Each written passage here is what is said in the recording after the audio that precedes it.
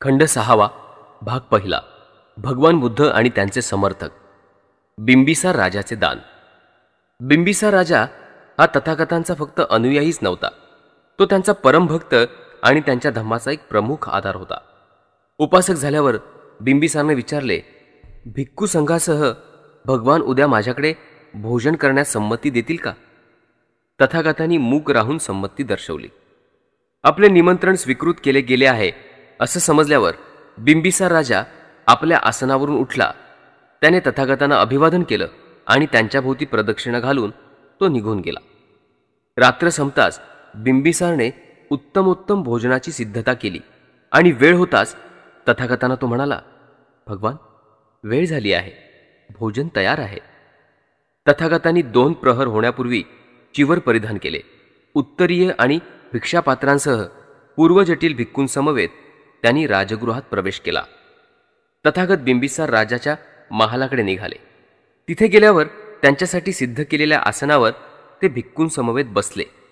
बिंबिसार राजाने पंक्तीच्या प्रमुख स्थानी असलेल्या तथागतांना आणि उपस्थित भिक्खूंना स्वतः हाताने भोजन वाढले आणि तथागतांनी भोजन झाल्यावर आपले भिक्षापात्र धुवून स्वच्छ करताच बिंबिसार राजा त्यांच्याजवळ जाऊन बसला. त्यांच्याजवळ बसल्यावर बिंबिसार राजा विचार करू लागला, तथागतांची निवासाची जागा कुठं बरं निवडावी? गावापासून फार दूर नको आणि अगदी जवळही नको. त्यांना भेटण्यास जाणाऱ्या लोकांना फार सोयीस्करपणे आणि सुगम अशी ती असावी. दिवसा गजबजलेली नाही अशी शांती, रात्री जनसंमर्दनापासून दूर एकांतात आणि निवास वृत्तास अनुकूल अशी असावी. बिंबिसार राजाला मग आठवले, माझे वेळुवन उद्यान गावापासून फार दूरही नाही आणि जवळही नाही, शिवाय येण्या जाण्यास सोयीस्कर आहे. बुद्ध प्रमुख असलेल्या भिक्खू संघाला मी हे वेळुवनाचे दान दिले तर? मग बिंबिसार राजाने पाण्याने भरलेले सुवर्णपात्र घेऊन भगवान बुद्धांना दान देताना तो म्हणाला, आपण ज्याचे प्रमुख अंग आहात त्या भिक्खू संघाला माझे वेळुवन उद्यान मी दान देतो आहे. तथागतांनी या उद्यानाचा स्वीकार केला. तथागतांनी नंतर प्रवचन करून बिंबिसार राजाला उत्साहित, उद्युक्त आणि आनंदित केले आणि आपल्या स्थानावर उठून ते निघून गेले. या प्रसंगानंतर तथागतांनी प्रवचन करताच भिक्खूंना सांगितलं, भिक्खूनो, या उद्यानाचा स्वीकार करण्यास मी तुम्हाला अनुमती देतोय. अनाथपिंडकाचे दान. अनाथपिंडक दीक्षा घेतल्यानंतर एकदा तथागतांकडे आला. त्यांच्या उजव्या बाजूला आसनस्थ झाल्यावर तो म्हणाला, भगवान, आपणाला माहीत आहे की धनसमृद्ध आणि शांतीपूर्ण अशा श्रावस्तीत मी वास्तव करत आहे. तिथे प्रसेनजित राजा अधिकार पदावर आहे. तिथे एक विहार बांधावा अशी माझी मनीषा आहे.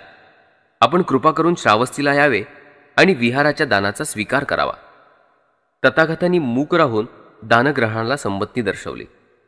निराधारांचा मित्र आणि अनाथांचा आश्रयदाता असा तो अनाथपिंडक घरी परतताना राजकुमार जेताचे हरित वटवृक्षकांनी आणि निर्मल जलप्रवाहांनी परिपूर्ण असलेले उद्यान त्याच्या दृष्टीस पडले.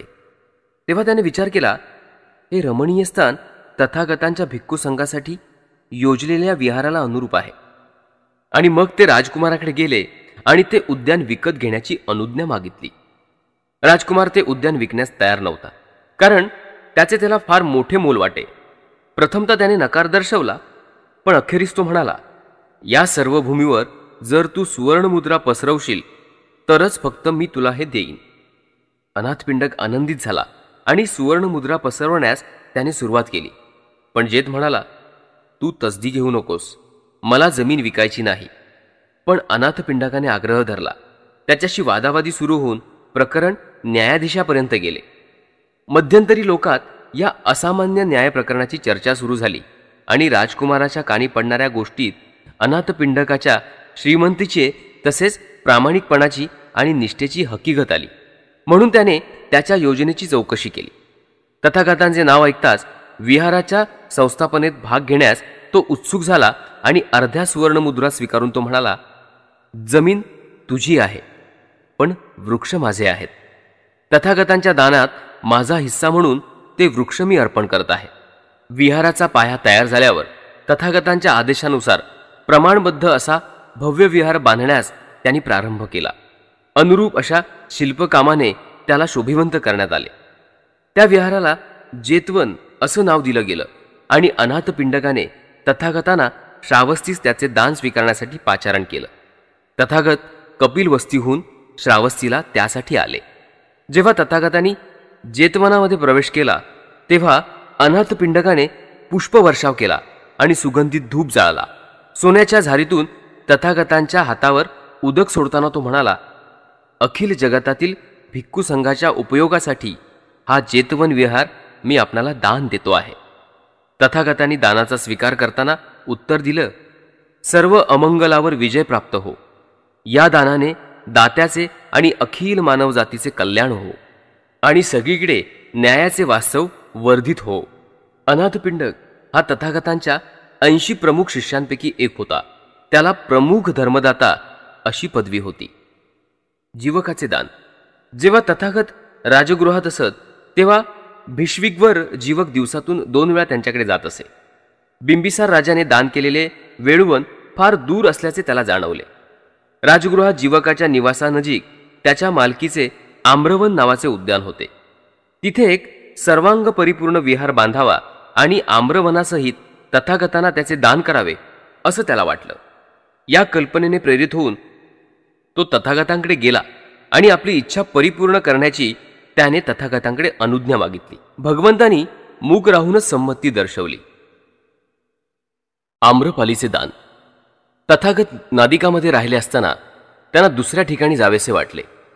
त्यांनी आनंदाला हाक मारली आणि म्हटलं, चल आनंदा, आपण वैशालीला जाऊया. बरं तर, संमती दर्शवून तथागतांना आनंद म्हणाला. नंतर महाभिक्खू संघासहित तथागत वैशालीकडे निघाले. तिथे आम्रपालीच्या आम्रवनात तथागत वास्तव्याला गेले. तथागत वैशालीला आले असून आपल्या आम्रवनात राहिले आहेत असं गणिका आम्रपालीला समजलं.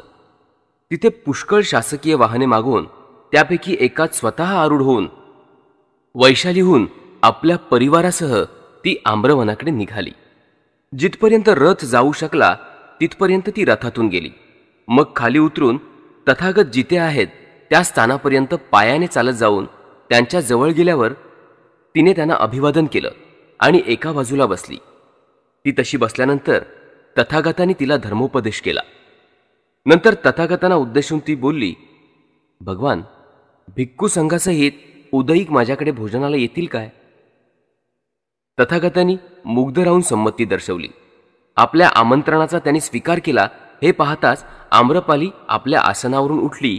तिनं भगवानांना तथागतांना अभिवादन केलं आणि नंतर प्रदक्षिणा घालून ती निघून गेली.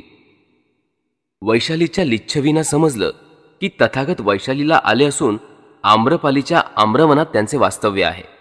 त्यांना सुद्धा आपल्या घरी भोजनासाठी निमंत्रित करायचे असं त्यांनी ठरवलं आणि म्हणून बरीचशी शासकीय वाहने घेऊन प्रत्येकात एक एक जण आरूढ होऊन ते परिवारासह वैशालीला निघाले. आम्रपालीची आणि त्यांची परस्पर विरोधी दिशेने येताना गाठ पडली. त्या तरुण लिच्छवींच्या रथांना आम्रपालीचे रथ चाकाला चाक, आसाला आस आणि जूला जू असे जोराने घासत गेले. तेव्हा ते तिला म्हणाले, आम्रपाली, आमच्या रथांना अशी टक्कर तू देत निघाली आहेस का बरं? आम्रपाली म्हणाली, महाराज, आताच मी तथागतांना भिक्खू संघासहित उद्या भोजनाचे आमंत्रण दिले आहे.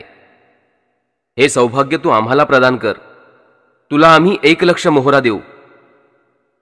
आम्रपाली म्हणाली, महाराज, वैशाली आणि इतर नियंत्रणाखालीचा प्रदेश जरी मला तुम्ही देऊ केलात ना तरी हा विक्रय मी करणार नाही. लिच्छवी हातवारे करत बोलले, या आम्रपालीने आम्हाला हरवलं आहे. आणि ते आम्रपालीच्या आम्रवनाच्या दिशेने निघून गेले.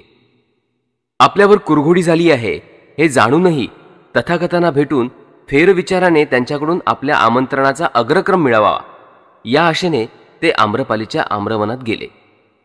लिच्छवी दुरून येतानाच बघून तथागत भिक्खूंना म्हणाले, आपल्यापैकी ज्या कोणी कधी देव पाहिले नसतील त्यांनी या लिच्छवींकडे पाहावं, या लिच्छवींच्या समुदायाकडे पाहावं आणि तुलनेने त्यांचं निरीक्षण करावं. हे परलोकातील जणू देवच आहेत. रथ जाऊ शकतील तिथपर्यंत गेल्यावर लिच्छवी रथातून खाली उतरले आणि तथागत आसनस्थ होते त्या ठिकाणी जाऊन नम्रतेने त्यांच्या शेजारी ते बसले. नंतर तथागतांना उद्देशून ते बोलले, तथागतांनी भिक्खू संघासह उदयीक आमचे भोजनाचे निमंत्रण स्वीकारून आमच्यावर कृपा करावी. तथागत म्हणाले, हे लिच्छवी जन हो, उद्याच्या भोजनाचे आमंत्रण स्वीकारल्याचा मी आम्रपालीला आधीच शब्द दिला आहे. आम्रपालीने आपल्याला हरवल्याची लिच्छवींची आता खात्री पटली. तथागतांचे आभार मानून आणि त्यांच्या वचनाला मान्यता दर्शवून ते आपल्या आसनावरून उठले आणि तथागतांना अभिवादन करून प्रदक्षिणा घालून ते निघून गेले. रात्र होताच गणिका आम्रपालीने आपल्या प्रासादात साखर भातादी मिष्टांनी तयार करून ती तथागतांना म्हणाली, महाराज, वेळ झाली आहे, भोजन तयार आहे. पहाटे वस्त्र परिधान केलेल्या तथागतांनी आपले उत्तरीय भिक्षापात्र घेतले आणि भिक्खू संघासह आम्रपालीच्या प्रासादात ते निघून गेले. त्यांच्यासाठी सिद्ध केलेल्या आसनावर ते बसले. मग आम्रपालीने त्यांना आणि भिक्खूंना साखर भात आणि मिष्टान्ने वाढली आणि पोट भरेतो त्यांना जातीने आग्रह केला. भोजन संपल्यावर तथागतांनी आपले भिक्षापात्र स्वच्छ केले आणि हात धुतले. आम्रपाली नंतर त्यांच्या शेजारी चौरंग ठेवून त्यावर बसल्यावर त्यांना उद्देशून म्हणाली, भगवान, आपणाला आणि आपल्या भिक्खू संघाला माझे उद्यान मी अर्पण करते आहे. तथागतांनी त्या दानाचा स्वीकार केला आणि धर्मोपदेश केल्यानंतर तथागत तिथून निघून गेले.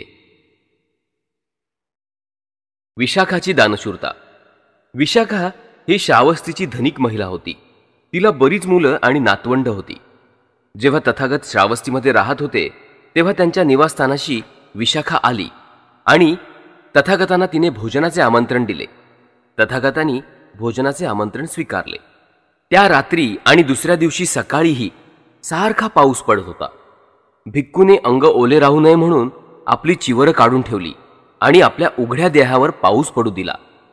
दुसऱ्या दिवशी तथागतांचे भोजन संपल्यावर त्यांच्याजवळ बसून विशाखा त्यांना म्हणाली, भगवान, मला आपल्याकडून 8 वर हवे आहेत.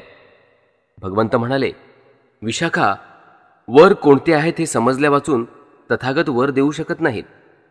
विशाखा म्हणाली, मी मागणार आहे ते वर उचित आणि निरुपद्रवी असेच आहेत.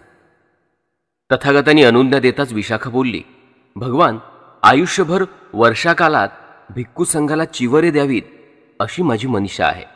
तसंच विहारात दाखल होणाऱ्या आणि बाहेर जाणाऱ्या भिक्खूंना आणि आजारी तसंच त्यांची सेवा करणाऱ्या भिक्खूंना भोजन द्यावे. आजारी भिक्खूंना औषध आणि भिक्खू संघाला खीर तसंच भिक्खुणींना स्नानासाठी वस्त्र पुरवावीत अशी माझी इच्छा आहे. तथागत म्हणाले, पण विशाखा, तथागतांकडून हे अष्टवर मागण्यात तुझा काय हेतू आहे? आणि विशाखा बोलली, भगवान, मी सेविकेला आज्ञा केली की जा आणि भोजन तयार आहे असं भिक्खू संघाला सांग. माझी सेविका त्याप्रमाणे गेली, पण ती विहारात पोहोचली तेव्हा पाऊस पडत असल्यामुळे भिक्खूंनी आपापली वस्त्र उतरवून ठेवली असल्याचे तिच्या नजरेस आले. तिला असं वाटलं की ते भिक्खू नसून पावसात देह भिजवून घेणारे कुणीतरी नग्न तपस्वी आहेत, म्हणून ती पुन्हा परतली. तिची समजूत घालून मला पुन्हा तिला पाठवणे प्राप्त ठरले. भगवान, नग्नता अपवित्र आणि किळसवाणी असते. यामुळे संघाला आजन्म वर्षावासास उपयुक्त अशी वस्त्र द्यावी अशी मी इच्छा प्रकट केली. माझ्या दुसऱ्या वराबद्दल सांगायचं म्हणजे दुरून येणारे भिक्खू सरळ मार्ग अपरिचित असल्यामुळे आणि भिक्षा उपलब्ध होईल असं गाव माहीत नसल्यामुळे भिक्षा मिळवताना वाटेत ते थकून जातात. भगवान, त्यामुळेच विहारात येणाऱ्या भिक्खूंची आजन्म भोजनाची व्यवस्था करावी अशी माझी इच्छा आहे. तिसरं म्हणजे बाहेर जाणारा भिक्खू भिक्षा मिळताच कदाचित मागे पडेल किंवा जाण्याच्या ठिकाणी उशिरा पोहोचेल. साहजिकच मार्ग काटता काटता तो थकून जाईल. चौथं म्हणजे रुग्ण भिक्खूला आवश्यक अन्न मिळालं नाही तर त्याचा आजार वाढेल आणि कदाचित त्यात त्याचा अंतही होईल. पाचवं म्हणजे रुग्णाची सेवा करणाऱ्या भिक्खूला बाहेर जाऊन भिक्षा मिळवण्यास सवड मिळणार नाही. सहावे म्हणजे रुग्ण भिक्खूला आवश्यक औषध प्राप्त झाले नाही तर त्याचा आजार वाढेल आणि कदाचित त्यात त्याचा अंतही होईल. सातवं म्हणजे भगवान, आपण खिरीची प्रशंसा केली आहे की तिच्यामुळे बुद्धी तल्लख होते, भूक तहान शमते, निरोगी माणसाला ती पौष्टिक आणि रुग्णाला पथ्यकारक ठरते. म्हणून आजन्म संघाला खीर पुरवावी अशी माझी मनीषा आहे. आणि शेवटचं म्हणजे भगवान, अचिरावती नदीत भिक्खुणी गणिका समवेत विवस्त्रावस्थेत तटापाशी स्नान करत असतात. गणिका त्यावेळी त्यांना खिजवतात आणि बोलतात, तारुण्यात पावित्र्य राखण्यात काय फायदा, वृद्धापकाली पावित्र्य राखा म्हणजे दोन्ही साधेल. भगवान, नग्नता ही स्त्रीच्या बाबतीत अपवित्र, किळसवाणी आणि तिटकारा आणणारी गोष्ट ठरते. माझ्या वर मागण्याचे हे प्रयोजन आहे. तथागत म्हणाले, पण विशाखा, तथागतांकडून हे 8 वर मागण्यात तुझा स्वतःचा काय लाभ आहे? विशाखा म्हणाली, वर्षावासासाठी ठिकठिकाणी राहणारे भिक्खू तथागतांना भेटण्यासाठी श्रावस्तीत येतील आणि तथागतांकडे आल्यावर ते विचारतील, अमुक अमुक भिक्खू निधन पावला, आता त्याला गती मिळेल. त्यावर जशी गती असेल त्याप्रमाणे तथागत सांगतील, त्याला मार्गफल प्राप्त झाले आहे किंवा त्याला निर्वाण प्राप्त झाले आहे किंवा त्याला अहरतत्व प्राप्त झाले आहे. आणि मग मी त्यांच्यापाशी जाऊन त्यांना विचारेन की प्रस्तुत भिक्खू श्रावस्तीत पूर्वी आले होते काय, आणि त्यांचा होकार मिळाला तर मला जाणवेल की नक्की वर्षावासासाठी त्याला चिवरे प्रदान झाली असतील किंवा बाहेर जाणाऱ्या अथवा आत येणाऱ्या त्या भिक्खूला भोजन मिळाले असेल किंवा त्या रुग्णाईताला किंवा त्याची सेवा करणाऱ्याला अन्न मिळाले असेल किंवा त्याला आजारपणात औषधं आणि खीर सतत मिळाली असेल. आणि मग माझ्या मनाला प्रसन्नता वाटेल आणि प्रसन्नतेमुळे मला आनंद प्राप्त होईल आणि आनंदामुळे सगळ्या देहाला शांती प्राप्त होईल. शांतीच्या प्राप्तीने सुखकर तृप्तीचा अनुभव मिळेल आणि त्या अनुभूतीने माझ्या हृदयात शांती निर्माण होईल. एक प्रकारे माझ्या नैतिक सामर्थ्याचा किंवा सप्तसंबोधीचा उपयोग केल्यासारखे होईल. भगवान, हे 8 वर मागण्यात माझा हा लाभ होणार आहे. त्यावर तथागत म्हणाले, विशाखे, हे फार बरे आहे, हे फार बरे की हे लाभ ध्यानात घेऊन तू हे 8 वर मागितलेस. जे पात्र आहेत त्यांना दान करणं हे सुपीक फल देणाऱ्या मातीत सुबीज पेरण्यासारखं आहे. उलट हे रोगलोभादी मनोविकाराच्या अधीन आहेत त्यांना दान करणं हे खराब भूमीत बीज पेरल्यासारखं आहे. दानाचा स्वीकार करणाऱ्यांचे मनोविकार गुणविकासात कुंठित करून टाकतात. त्यानंतर तथागतांनी या शब्दात विशाखाचे आभार मानले. शीलसंपन्न उपासिका श्रद्धायुक्त मनाने आणि निस्वार्थी वृत्तीने जे काही दान देईल ते दिव्य, दुःखदायक आणि सुखकर ठरेल. अपवित्रता आणि कलंक यापासून मुक्त असलेल्या मार्गाने जीवन कंठित असताना सुखी जीवन तिला प्राप्त होईल. सत्प्रवृत्तीमुळे तिला सुख मिळेल आणि तिच्या दातृत्वाने तिला आनंद प्राप्त होईल. विशाखाने पूर्वराम विहार संघाला दान दिला आणि उपासिकांमध्ये व्यवस्थापिका होण्याचा बहुमान तिला लाभला.